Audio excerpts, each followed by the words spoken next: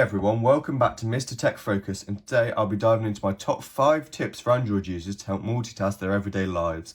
I've owned this Pixel 9 for over 2 months now, and I want to show the wide range of features that can make using an Android device a breeze and easy to work with on a day-to-day basis. So starting out with number one of my favourite Android features is definitely the split screen for multitasking feature.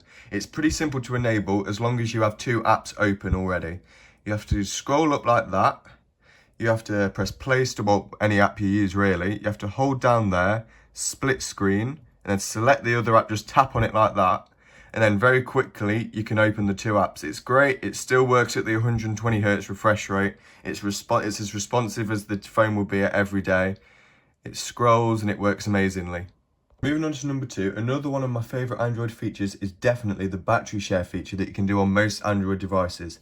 To enable it, especially on the Google Pixel, it's pretty simple. You scroll down from the top here, you go across until wherever you've placed the tile for battery share, you tap battery share on, you turn your phone over, and you get any other device that's compatible with wireless charger, and I've got an XS Max here, place it on top, and then after a minute it charges. It shouldn't use much of your Android device, and from what I found personally, it can charge devices impressively fast. So I think it's a good feature to enable if you have a friend or family member that is running a bit low on charge.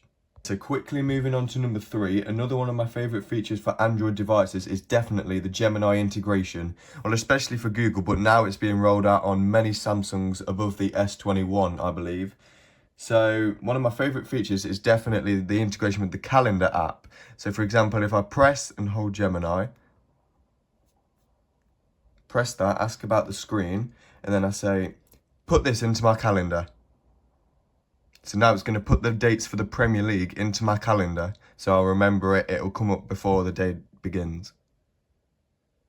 So it thinks for a second, and then it should, if it works properly, be in my calendar after this. Just like that. So now when I go onto my calendar, all the dates for the Premier League should be on there, which is quite clever. Moving on to number 4, another one of my favourite features is definitely the guest mode feature that can be used across a plethora of Android devices. For example, to enable it, you go to settings, you scroll all the way down to system, you press users.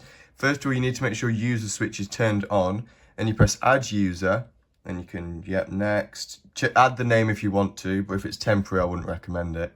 Switch to new user, set up now, and it's not slow at all. It takes little to no time, and here we go. Look, the user can uninstall your app, so it's mainly based. So the primary user still has control, but it means that if you're handing your phone to somebody on the street to take a call, if you're giving it to a family member quickly, like a young child to play games, it means they can't access your personal data, but they can still have a fully working phone. So you press continue, it sets it up quickly, and I think it's such a great feature that needs to be put on more different devices like Apple devices. I think it'd be a good feature for many different brands to have. So it gets your phone ready, it shouldn't take too long, and then it gives you a fully working phone, which I think is pretty great to use. So for number 5, another one of my favourite features on Android devices is definitely the power button customization that it lets you have. It's short, it's snapping, it gets the job done quick. To access it, you go to settings, you scroll all the way down to system, you find gestures, and then you have to double press power button. So first of all, you need to make sure it's on, and you can either use it for your wallet or for your camera. Obviously, if you use it for wallet, that's very similar, and it'd probably be better for people coming from Apple devices, as that's the same on an Apple device. But for argument's sake, we're going to go to camera, double tap the side, and there you go, look, you've fully access to the camera. Thank you all so much for watching this video. If you found these tips useful, please like the channel.